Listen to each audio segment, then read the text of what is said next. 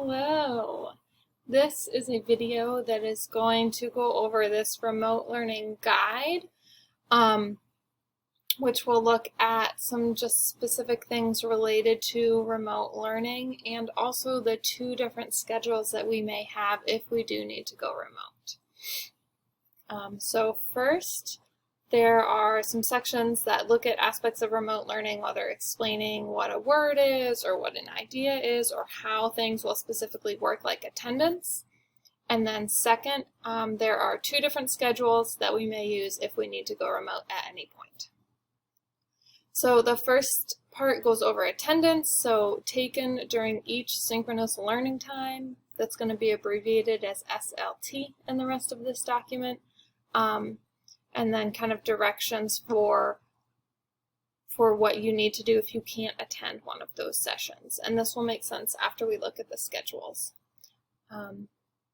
This part goes over, it just kind of breaks down what synchronous learning time is, because for a lot of us, that's something we had never heard about until last spring, and we're still a little bit confused, and that's okay.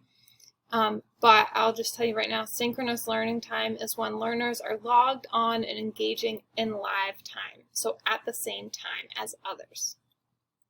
For Enosburg Falls High School, it's flexible and it can look different ways, and different teachers will most likely choose to use it in different ways, so you'll just need to check in with your teacher if you're curious about what that might look like.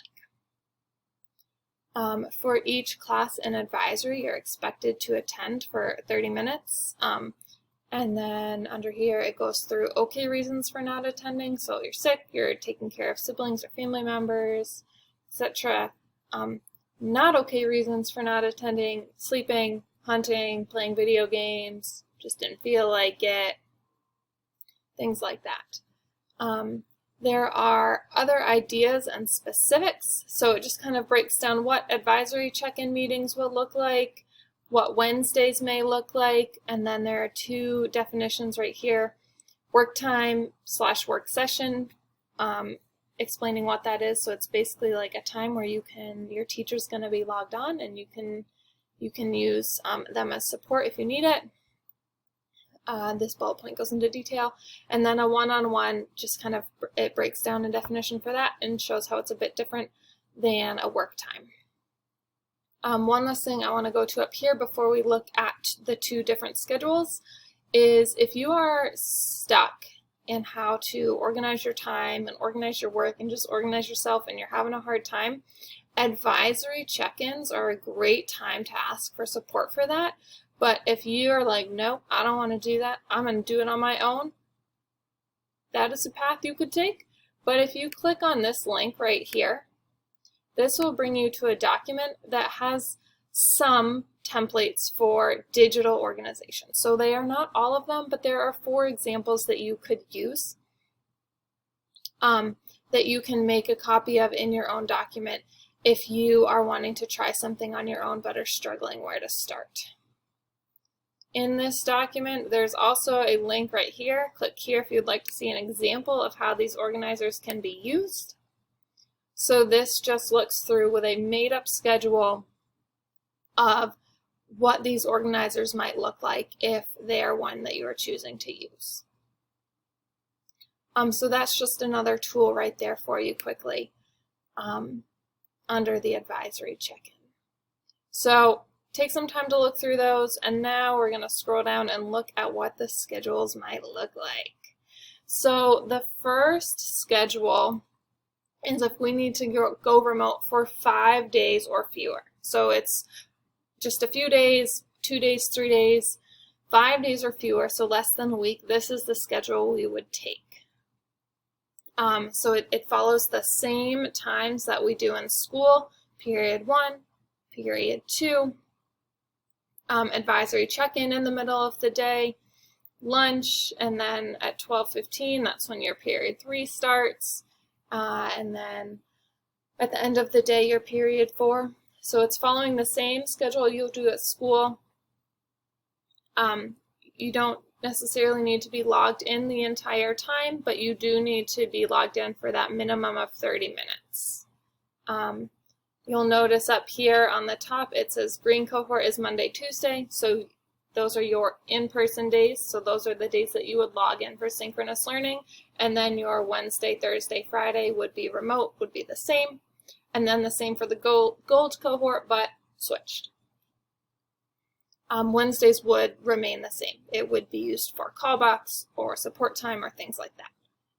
The next schedule is if we need to go remote for more than 5 days, so for an extended amount of time. This is the schedule.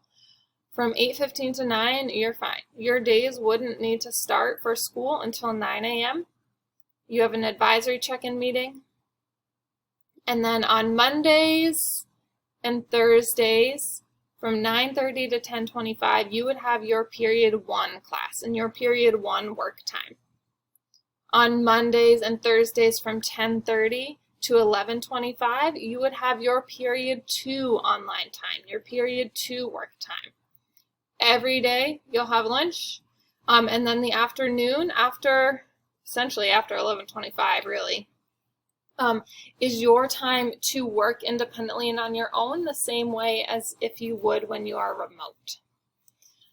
That is a time when teachers will be planning, giving feedback, and that is where, if you look down here, there's that one-on-one time where you may work one-on-one with a paraeducator or a special educator to get some support if you are needing that. So now let's look at Tuesdays and Fridays. It's the same routine, same times, but from 9:30 to 10:25, you'll have period 3 on Tuesdays and Fridays. And from 10:30 to 11:25, you'll have period 4. So you only have work times for 2 of your classes a day, and you alternate the days for that. Wednesdays would again look the same. We would have callback time, time to get some extra support if you're needing it, time for teachers to check in and meet with you, and things like that. You'll notice in this one that with this more than 5-day schedule, there's no real distinction between green and gold cohort. You just go to your period 1 class, and then also logged in that time would be members from the other cohort. And that is all I have for the schedules. I'm hoping that this will be helpful and a good just kind of resource and guide if you're a little bit confused or stuck. This is a lot of information, but hopefully this will be helpful for you.